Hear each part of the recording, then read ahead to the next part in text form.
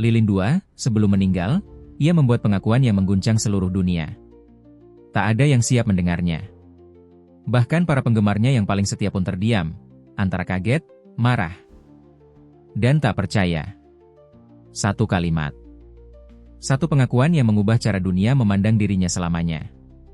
Karena sosok ini bukan hanya seorang aktor. Ia adalah simbol era keemasan Hollywood. Wajahnya terpampang di mana-mana, layar lebar, iklan TV, dinding kamar remaja. Ia adalah idola. Dewa modern. Bintang yang terlalu terang untuk dipertanyakan. Tapi justru di ujung hidupnya, saat semua lampu telah meredup, ia buka mulut. Dan yang ia katakan, menghancurkan mitos yang selama ini dijaga begitu rapat. Apa yang benar-benar terjadi di balik layar? Apa yang selama ini disembunyikan oleh studio, oleh media, oleh dirinya sendiri? Video ini bukan sekadar biografi. Ini adalah potongan kenyataan yang selama ini dikubur dalam diam. Skandal yang tak pernah masuk berita utama. Pecahan luka yang tak pernah diberi waktu untuk sembuh. Karena di balik sorotan kamera, ada kegelapan yang tak pernah diceritakan. Dan di balik senyum yang membius jutaan orang, ada rahasia yang akhirnya meledak. Kini, pengakuan itu tak bisa ditarik kembali. Dan dunia, termasuk kamu, harus memilih. Apakah kau akan terus menyembah bayangan? Atau berani menatap wajah manusia rapuh di balik legenda? Inilah kisah tentang kehancuran yang tak bisa dihentikan. Dan pengakuan yang seharusnya tak pernah diucapkan. Topeng Komedi dan Tragedi 1. Chevy Chase, komedian jenius yang ditakuti semua orang. Di layar kaca, Chevy Chase adalah magnet komedi. Ekspresi wajah datarnya, timing yang tajam, dan kelakar fisiknya mampu membuat jutaan orang terpingkal-pingkal. Ia bukan hanya pelawak, ia adalah definisi dari komedi Amerika era 70-80-an. Tapi ketika lampu studio padam, sosok Chase berubah drastis. Di balik layar acara legendaris Saturday Night Live, hanya kehadirannya saja bisa membuat suasana menjadi tegang. Rekan penulis, pemain, hingga kru, bukan hanya segan, mereka takut. Chevy Chase dikenal sebagai pribadi yang sulit dikendalikan, sombong, bahkan kejam. Konfrontasinya dengan Bill Murray hampir berujung baku hantam. Dan Murray bukan satu-satunya. Ada banyak cerita, terlalu banyak, tentang Chase yang mempermalukan kolega secara terbuka. Membentak asisten, atau memperlakukan sesama aktor layaknya alat sekali pakai. Dalam satu wawancara, seorang penulis SNL menyebutkan bahwa bekerja dengannya seperti berjalan di ladang ranjau. Semua bisa meledak kapan saja. Ironisnya, semakin buruk reputasinya di belakang layar, semakin besar gelombang tawa yang ia ciptakan di layar. Chevy Chase adalah pengingat bahwa dalam dunia hiburan, bakat luar biasa bisa hidup berdampingan dengan toksisitas. Di balik tawa yang tak henti, tersembunyi tiran yang tak pernah tersenyum. Mikrofon 22. Barbra Streisand, suara emas, tangan besi. Barbra Streisand bukan sekadar artis. Ia adalah institusi. Suaranya nyaris surgawi. Keberadaannya memerintah. Dari penyanyi Broadway hingga sutradara film peraih penghargaan, ia tidak pernah mengikuti aturan Hollywood. Ia menulis ulang semuanya. Namun di lokasi syuting, ia tak sekadar memimpin. Ia mengendalikan segalanya. Tidak ada adegan, pencahayaan, atau bahkan bunga di latar yang luput dari pengawasannya. Sebuah rumor legendaris menyebut bahwa suhu ruangan harus dijaga tepat pada angka 72,9 derajat Fahrenheit. Karangan bunga harus sesuai estetika, bahkan dihitung jumlah kelopaknya. Satu kesalahan kecil, dan seluruh produksi bisa berhenti total. Asisten berjalan di atas kulit telur. Kru menghindari kontak mata. Semua tahu, Barbra bukan bagian dari film. Barbra adalah film.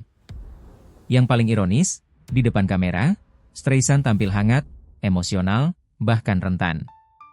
Tapi di balik layar, dia adalah baja yang dibungkus beludru. Seorang diva? Jelas. Tapi juga seorang pionir. Barbra menunjukkan pada industri bahwa perempuan bisa menjadi penguasa, tapi harga dari kesempurnaan seringkali dibayar oleh orang lain. Film 23. Edward Norton, jenius gelisah yang tak bisa berhenti mengontrol. Ketika American History X tayang perdana, Edward Norton langsung dipandang sebagai aktor yang berbeda. Penampilannya membara, intens, dan penuh risiko. Ia tak hanya memainkan peran, ia menjadi peran itu. Tapi di balik kejeniusannya, tersembunyi sifat yang membuat banyak orang di Hollywood frustrasi. Edward Norton tidak percaya siapapun kecuali dirinya sendiri. Saat bermain di The Incredible Hulk, Norton tidak puas hanya menjadi bintang utama. Ia mengubah naskah tanpa izin, menantang potongan akhir film, berseteru dengan produser, dan bahkan melawan Marvel secara terbuka. Hasilnya, ia dipecat secara halus. Tidak ada pengumuman besar. Ia hanya hilang. Lenyap dari jagat sinema superhero begitu saja. Norton tidak berteriak. Ia tidak menghina. Tapi ia menuntut kontrol atas segalanya.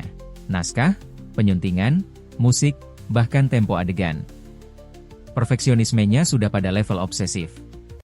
Bagi kolaborator, bekerja dengannya adalah mimpi buruk logistik. Tak ada yang meragukan bakatnya. Tapi film adalah hasil kerja tim, dan Norton lebih memilih menghancurkan semuanya ketimbang menyerahkan 1 inci kendali.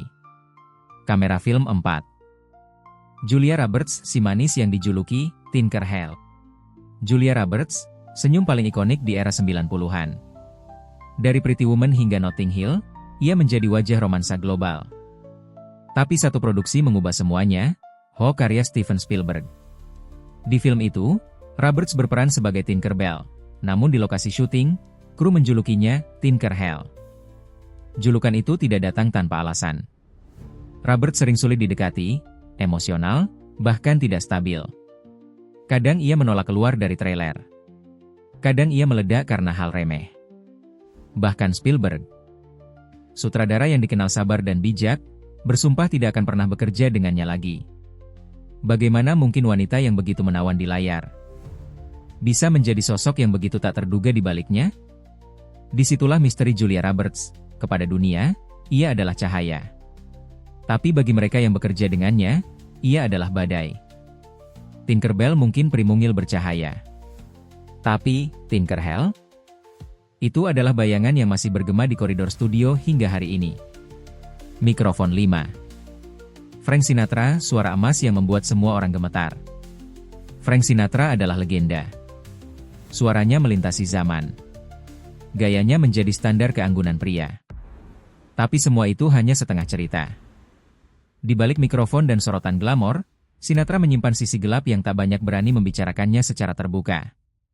Hubungannya dengan dunia kriminal terorganisir memang tidak pernah dibuktikan secara hukum, tapi bisikan-bisikan itu tidak pernah sepenuhnya hilang.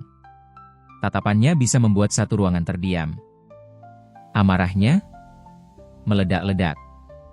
Dari ancaman fisik hingga hinaan brutal, Sinatra bisa menghancurkan karir hanya dengan satu kalimat. Di lokasi syuting, ia ibarat badai berjas rapi. Produser, musisi, bahkan eksekutif studio berjalan di atas garis tipis. Satu kesalahan, satu lelucon yang salah tempat, dan semuanya bisa berakhir. Dan tetap, semua diam. Karena Sinatra bukan hanya bintang, ia adalah institusi. Ketika seseorang merasa dirinya tak tersentuh, maka hukum pertama Hollywood berlaku, diam adalah perlindungan. Suara Sinatra masih dinyanyikan hingga hari ini. Tapi di balik setiap nada lembut, ada bayang-bayang kekuasaan yang menyelimuti, dan rasa takut yang dulu tak berani diucapkan. Topeng Komedi dan Tragedi 6. Christian Bale, sang transformator yang terbakar oleh amarahnya sendiri. Christian Bale dikenal sebagai aktor yang siap mengorbankan segalanya demi peran. Untuk The Machinist, ia menghilangkan lebih dari 60 pon berat tubuhnya hingga nyaris tinggal tulang. Beberapa bulan kemudian, ia kembali membentuk tubuh kekar demi peran sebagai Batman. Tidak ada keraguan. Bale adalah salah satu aktor paling berdedikasi di generasinya. Tapi di balik transformasi luar biasa itu, tersembunyi sebuah api yang tak terkendali. Selama syuting Terminator, Salvation, hanya karena seorang kru berjalan di garis pandang kameranya, Bale meledak. Ia berteriak selama 4 menit penuh. Cacian, ancaman, dan kemarahan yang meledak seperti bom. Rekamannya bocor ke publik. Dunia terdiam. Bagaimana mungkin aktor yang tanpa profesional ini bisa kehilangan kendali begitu brutal? Tapi itulah kenyataan yang tak nyaman. Bale tak sekadar berakting, Ia masuk dan melebur ke dalam karakternya. Dan ketika imersi itu terganggu, kemarahan menjadi satu-satunya respons. Baginya, kesempurnaan bukan pilihan, itu adalah satu-satunya cara bernapas. Dan siapapun yang menghalanginya, akan jadi korban. Papan penanda 7. Katherine Heigl, bintang yang terlalu berani untuk bertahan. Katherine Heigl pernah menjadi putri mahkota Hollywood. Grey's Anatomy, 27 Dresses, Knock It Up, namanya identik dengan box office. Wajahnya muncul di mana-mana. Tapi karir yang tampak tak terhentikan itu mendadak lenyap. Bukan karena skandal besar. Bukan karena kegagalan film. Tapi karena satu hal yang sangat tabu di Hollywood. Ia mengatakan kebenaran. Ia menolak nominasi Emmy, menyatakan bahwa penulisan naskahnya tidak layak diberi penghargaan. Ia juga secara terbuka menyebut film Knock It Up sebagai seksis, meskipun film itu sukses besar. Dunia industri langsung membalas. Ia diberi label, sulit, angkuh, beracun. Tawaran film menghilang. Media menghujat. Karirnya membeku. Bakatnya tak pernah diragukan. Tapi Heigl menjadi contoh nyata betapa Hollywood tidak memaafkan perempuan yang berbicara terlalu lantang, apalagi ketika mereka benar. Ia tidak tumbang karena gagal. Ia tumbang karena berani berkata jujur dalam sistem yang dibangun di atas kepura-puraan. Kamera film 8. Alec Baldwin, aktor brilian dengan ledakan yang menghancurkan. Alec Baldwin adalah salah satu aktor paling karismatik yang pernah dimiliki Hollywood. Ia bisa menjadi lucu, tajam, emosional. Memikat, seringkali dalam satu adegan. Dari 30 Rock hingga Glengarry Glen Ross, ia memerintah layar dengan kekuatan alami. Namun di luar layar, Baldwin adalah badai yang tidak bisa diprediksi. Ia sering terlibat pertengkaran fisik dengan paparazzi. Ia meledak di tempat umum. Tapi yang paling mengejutkan adalah ketika publik mendengar isi pesan suara untuk putrinya yang berusia 11 tahun. Dalam pesan itu, ia menyebut anaknya sebagai babi kecil tak tahu terima kasih. Dunia terkejut. Baldwin meminta maaf berkali-kali. Tapi suara itu, suara yang biasanya digunakan untuk menyampaikan monolog teater, kini menjadi bukti kemarahan dan kekejaman. Karirnya tetap berlanjut. Tapi bekas luka itu tidak pernah benar-benar hilang. Baldwin adalah gambaran sempurna dari paradoks Hollywood, aktor yang bersinar di layar, tapi menyimpan badai di dalam. Mikrofon 9. Mariah Carey, diva absolut yang menuntut dikenang sebagai dewi. Mariah Carey tidak sekadar penyanyi. Ia adalah institusi vokal. Dengan jangkauan 5 oktav dan deretan lagu nomor 1. Ia membentuk masa kecil dan remaja jutaan orang. Tapi bagi orang yang pernah bekerja dengannya, ceritanya jauh lebih rumit. Semua harus sempurna, dengan standarnya sendiri. Suhu ruangan harus 73. 4 derajat Fahrenheit. Bunga yang diterima harus hanya lili putih. Kursi harus baru, belum pernah diduduki siapapun. Bahkan, ada laporan yang menyebutkan bahwa staf tidak diizinkan menatap matanya secara langsung. Terdengar seperti parodi, tapi semua ini tercatat. Asisten hidup dalam ketakutan. Kesalahan kecil, seperti kopi yang salah atau cahaya yang sedikit miring, bisa berujung pemecatan. Mariah tidak hanya mengharapkan pengaguman. Ia menuntut pemujaan. Suaranya memang tidak bisa diganggu-gugat. Tapi tekanan yang ia ciptakan di sekelilingnya membuat lingkungan kerjanya menyerupai kuil yang penuh ketegangan. Beberapa menyebutnya eksentrik. Yang lain menyebutnya tiran. Tapi satu hal pasti. Di balik tiap nada tinggi yang memukau, ada panggung yang dibangun dengan ketegangan dan ketakutan. Papan penanda 10. Joan Crawford, kecantikan beku dengan disiplin militer. Joan Crawford adalah lambang kemegahan era emas Hollywood. Penampilannya anggun, sikapnya tak bercela. Ia bukan hanya bintang, ia adalah tolok ukur elegansi. Tapi di balik layar, Crawford adalah sosok yang menakutkan. Di lokasi syuting, ia memerintah seperti jenderal. Setiap kata, gerakan, ekspresi harus sesuai dengan standar sempurna yang ia tetapkan. Kesalahan tidak ditoleransi. Ketegangan menjadi norma. Para kru bekerja seperti pasukan di bawah kepemimpinan militer. Namun bayangan paling kelam datang bukan dari lokasi syuting, tapi dari dalam rumahnya sendiri. Putri angkatnya, Christina, menulis buku Mommy Dearest yang mengekspos sisi gelap Crawford. Kekerasan emosional, kontrol obsesif, dan ledakan fisik.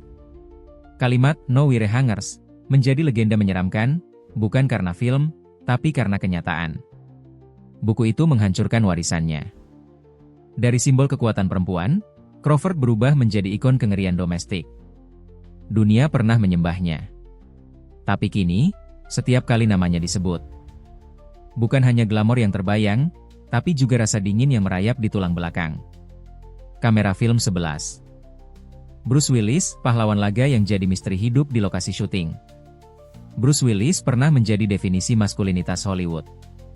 Lewat Die Hard, ia bukan hanya membintangi film aksi, ia menjadi genre itu sendiri. Karakter John S1MCHE Pronunciation Clane adalah ikon yang tak tergantikan, tangguh, sinis, dan sangat manusiawi. Tapi bertahun-tahun kemudian, sutradara dan kru mulai membisikkan hal-hal aneh. Willis tampak hilang, secara harfiah dan emosional. Ia sering menghilang ke trailernya, lupa dialog, enggan mengambil ulang adegan, dan bahkan tak mampu menyelesaikan kalimatnya sendiri. Awalnya, banyak yang mencemooh, Willis sudah malas, kata mereka. Tapi tak ada yang tahu bahwa kenyataan sebenarnya jauh lebih tragis. Bruce Willis diam-diam berjuang melawan aphasia, gangguan otak degeneratif yang perlahan-lahan mencuri kemampuan berbicara dan memahami. Apa yang selama ini dianggap sebagai arogansi, ternyata adalah perang sunyi di dalam dirinya. Dunia perfilman terlalu lambat untuk memahami. Hollywood, seperti biasa, lebih cepat menilai daripada peduli. Dan ketika semuanya terungkap, Bruce tak hanya kehilangan kata-kata, tapi juga kehilangan panggung yang telah membesarkannya. Ia tak jatuh karena skandal, tapi karena tragedi yang perlahan menghapus siapa dirinya. Papan penanda 12. Shia LaBeouf, anak ajaib yang tersesat di dalam kekacauan total. Shia LaBeouf muncul sebagai bintang muda paling bersinar di awal 2000-an. Dari Even Stevens hingga Transformers, ia adalah lambang energi mentah dan karisma liar. Hollywood menyukai intensitasnya. Tapi di balik wajah mudanya, ada kehancuran yang terus tumbuh. Ia mulai ditangkap, bar, jalanan, lokasi syuting. Ia mencabut giginya sendiri demi peran. Ia menolak mandi selama berminggu-minggu. Apa yang disebut metode acting, nyatanya lebih menyerupai bentuk perlahan dari kehancuran diri. Namun semua itu masih bisa ditoleransi, sampai kebenaran menyeruak. Pada tahun 2020, FKA Twigs, mantan pasangannya, menuduhnya melakukan pelecehan fisik dan psikologis, manipulasi, ancaman, kontrol brutal. Respon Shia? Dingin. Menghindar. Tak pernah benar-benar meminta maaf. Karirnya runtuh dalam sekejap. Kontrak dibatalkan. Sutradara menjauh. Tapi kejatuhannya bukan hanya soal kasus. Ini tentang kegagalan sistem yang selama bertahun-tahun memaafkan kekacauan demi bakat. Hollywood memuja kegilaan Shia, hingga kegilaan itu berubah jadi kekerasan. Lalu mereka berpaling. Tapi bagi para korban, luka itu tetap tinggal. Ia bukan hanya anak hilang dari industri, ia adalah simbol dari apa yang terjadi ketika dunia menutup mata terhadap kehancuran yang tampak jelas sejak awal. Mikrofon 13. Demi Lovato, ratu remaja yang terjebak di dalam citra dirinya sendiri. Demi Lovato bukan sekadar bintang Disney. Ia adalah produk, dibentuk, dipoles, dan dijual ke publik sejak usia belia. Suaranya mencengangkan. Wajahnya bersinar. Tapi di balik panggung, jiwanya perlahan hancur. Kecanduan, gangguan makan, menyakiti diri sendiri. Semua dirias dengan kilau, ditutup dengan glamor. Pada 2018, semuanya runtuh. Demi overdosis. Jantungnya sempat berhenti. Otaknya mengalami kerusakan.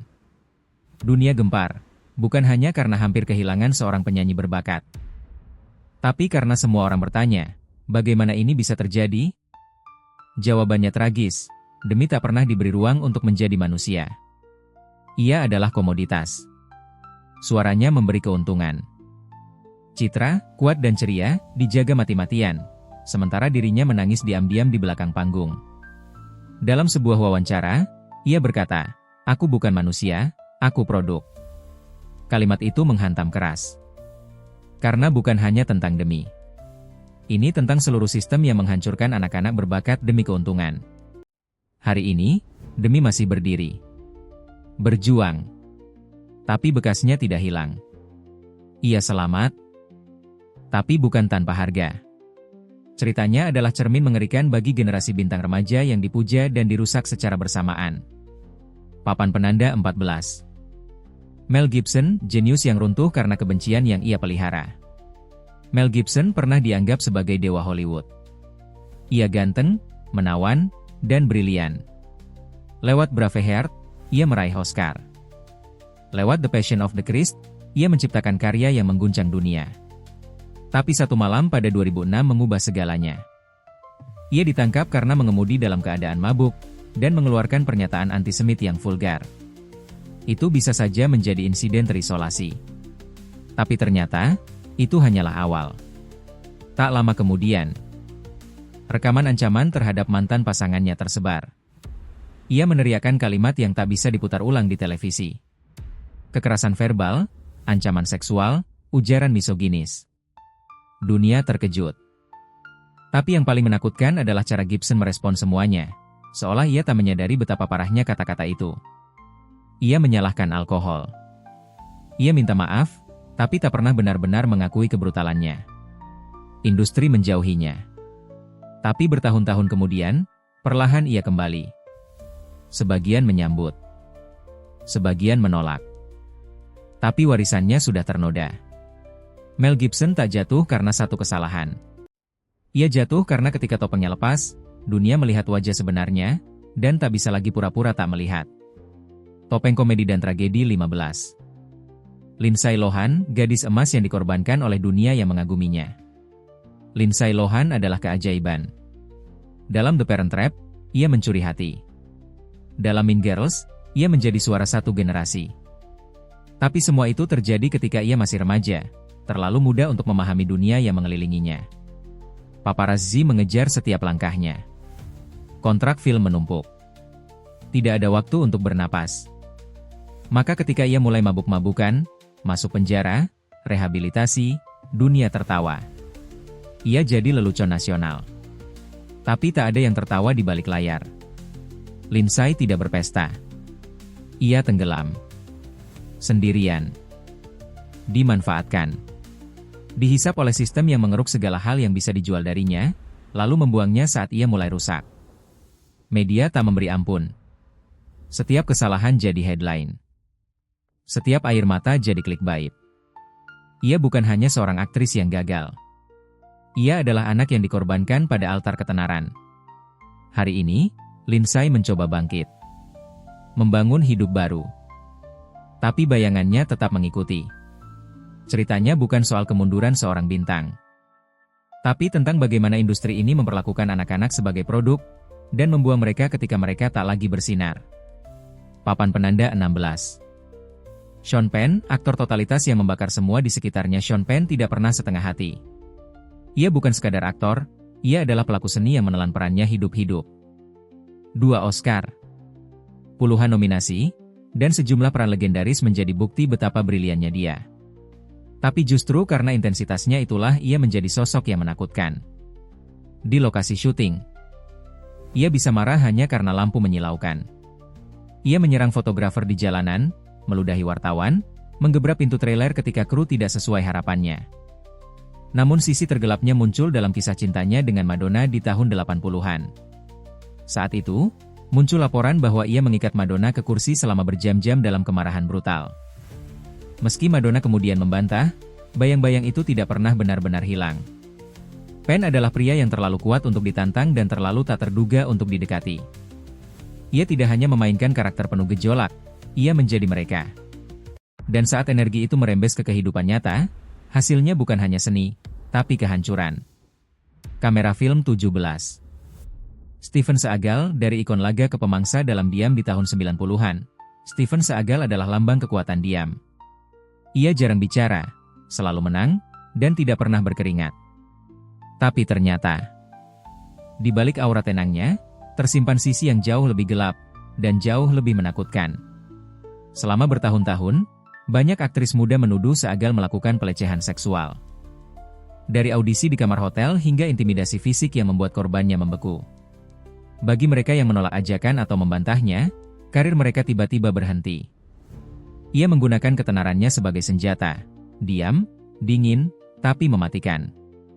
Di lokasi syuting, ia mulai bertingkah aneh. Mengaku punya koneksi CIA, meminta dialog diubah sesuka hati.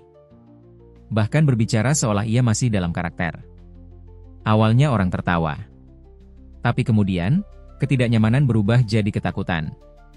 Seagal bukan hanya menjadi lelucon, ia menjadi ancaman yang nyata. Hari ini, namanya mungkin masih muncul di acara komedi, tapi bagi mereka yang pernah merasakan langsung sisi gelapnya, nama itu adalah trauma yang belum sembuh. Ia adalah bukti betapa ketenaran bisa melindungi predator terlalu lama. Papan penanda 18. James Cameron, jenius sinematik dengan tangan dingin. Seorang diktator James Cameron tak bisa dipisahkan dari sejarah perfilman modern. Ia bukan sekadar pembuat film, ia adalah arsitek dunia.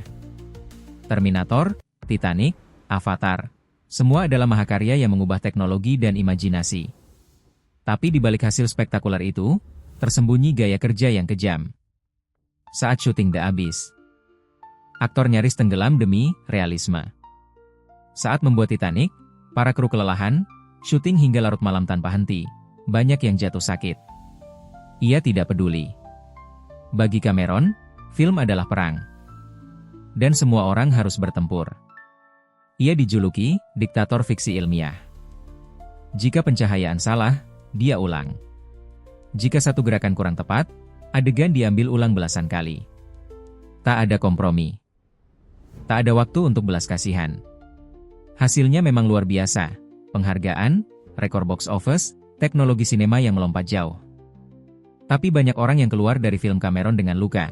Bukan secara harfiah, tapi mental. Bagi banyak kru, bekerja dengan Cameron bukan proyek, itu ujian bertahan hidup. Ia membangun dunia, tapi menghancurkan banyak yang tinggal di dalamnya. Topeng komedi dan tragedi 19. Tommy Lee Jones, dingin, jenius, dan tak tersentuh. Tommy Lee Jones punya tatapan yang bisa membekukan waktu. Ia tidak perlu berteriak. Tak perlu dialog panjang, cukup dengan diam, dan semua orang tahu bahwa dialah pusat gravitasi di ruangan itu. Di layar, ia memerankan karakter-karakter yang tak bisa digoyahkan. Dan di dunia nyata, ia pun hampir sama. Rekan aktor dan kru menggambarkannya sebagai dinding batu, tak berbicara, tak tersenyum, tak peduli. Ia datang, berakting dengan sempurna, lalu menghilang. Tidak ada obrolan ringan. Tidak ada basa-basi. Tapi momen paling legendaris datang dari Jim Carrey. Saat keduanya bermain di Batman Forever. Carrey dengan penuh antusias mendatangi Jones di sebuah restoran. Namun yang ia terima hanya tatapan dingin dan kalimat, "Aku benci kamu. Aku tidak bisa menerima kebodohanmu." Itu bukan akting. Itu adalah Jones, dalam bentuk paling mentah. Bagi banyak orang, ia bukan orang jahat. Tapi ia juga bukan orang yang bisa diajak bicara. Ia adalah dinding es yang penuh bakat, tapi tak pernah benar-benar terbuka. Papan penanda 20. Kevin Spacey, dari puncak tertinggi ke jurang terdalam dalam sekejap. Kevin Spacey adalah aktor yang dipuja. Karismanya tak tertandingi. American Beauty, The Usual Suspects, House of Cards, semuanya adalah karya luar biasa dengan Spacey di pusatnya. Ia tak hanya memerankan karakter berbahaya, ia membuat kita mencintai mereka. Tapi semuanya hancur pada 2017. Satu demi satu, pria muncul dan menuduh Spacey melakukan pelecehan seksual. Beberapa dari mereka masih di bawah umur saat itu. Dunia langsung membeku. Tapi yang membuat segalanya semakin menyeramkan adalah responsnya. Alih-alih meminta maaf atau menunjukkan penyesalan, Spacey merilis video dalam karakter sebagai Frank Underwood, menyindir penonton seolah hidup hanyalah permainan akting. "Kau pikir kau tahu semuanya, tapi kau tidak," katanya. Dunia muak. Proyek dibatalkan. Film-filmnya disunting ulang. Ia dipecat dari House of Cards. Ia tak diadili hanya karena hukum, tapi oleh opini publik, dan ia kalah. Kevin Spacey tak sekadar jatuh karena perbuatannya. Ia hancur karena keyakinannya bahwa ia bisa memanipulasi kenyataan seperti naskah film. Dan saat itu gagal, tidak ada naskah yang bisa menyelamatkannya. Beberapa nama akan terus hidup, bahkan ketika layar telah gelap. Kita tumbuh bersama mereka, meniru senyum mereka, menghafal dialog mereka, memasang poster mereka di dinding kamar, dan memutar ulang lagu-lagu mereka seolah tak pernah bosan. Mereka bukan sekadar aktor atau penyanyi. Mereka adalah bagian dari masa kecil kita, masa muda kita, bahkan bagian dari siapa kita hari ini. Kita menyebut mereka legenda. Tapi kita jarang bertanya, apa yang dibutuhkan untuk menjadi legenda? Apa harga dari keabadian dalam budaya pop? Karena di balik setiap penampilan yang menawan, ada luka yang tak pernah sembuh. Di balik setiap trofi, ada malam-malam tanpa tidur. Di balik setiap momen di panggung, ada momen runtuh yang tak pernah terlihat. Dan yang lebih gelap lagi, kadang-kadang, mereka bukan korban. Kadang-kadang, mereka adalah sumber dari penderitaan orang lain. Kita telah melihat keduanya, kejeniusan dan kehancuran. Keindahan dan kekejaman. Transformasi yang menginspirasi, dan kegelapan yang menakutkan. Kita mendengar suara tawa, tapi kini kita tahu suara teriakan di baliknya. Kita melihat karpet merah, tapi kita juga tahu lorong sepi di balik panggung. Kita mengenang prestasi mereka, tapi kini kita juga tak bisa lupa bayangan yang mereka tinggalkan. Dan tetap, kita tidak bisa sepenuhnya membenci mereka. Karena warisan mereka terlalu besar. Terlalu melekat. Mereka mengubah dunia hiburan. Mereka menciptakan tren, bahasa, gaya, dan impian. Setiap adegan, setiap nada, setiap kontroversi, semuanya telah menjelma menjadi bagian dari memori kolektif kita. Ada sesuatu yang tragis namun indah dalam cara kita mengingat mereka. Kita tahu mereka tidak sempurna. Tapi mungkin, justru karena itu, kita merasa lebih dekat. Karena di balik segala glamor dan mitos, ternyata mereka juga rapuh. Jatuh. Tersesat. Sama seperti kita.